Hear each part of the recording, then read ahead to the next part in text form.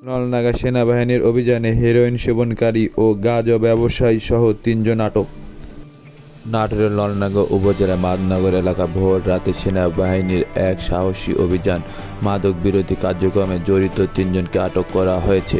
গোপন সংবাদের ভিত্তিতে পরিচালিত এই বিশেষ অভিযানে সেনাবাহিনীর একটি চৌকস দল অংশগ্রহণ নেয়।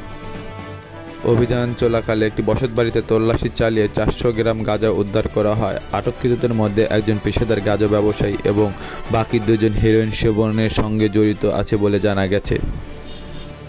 অভিযান চলাকালে স্থানীয় জনগণের মধ্যে মিশ্র প্রতিক্রিয়া দিয়ে গেলেও বেশিরভাগ এলাকাবাসী সেনাবাহিনীর পদক্ষেপে স্বাগত জানিয়েছে এবং ভবিষ্যতে এ ধরনের অভিযান চালিয়ে এলাকার যুব সমাজকে রক্ষা করার দাবি জানান।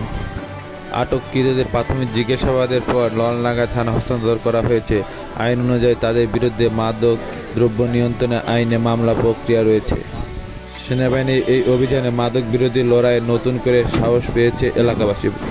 প্রশাসনের পক্ষ থেকে জানানো হয়েছে মাদক নির্মূলে এমন অভিযান অব্যাহত থাকবে।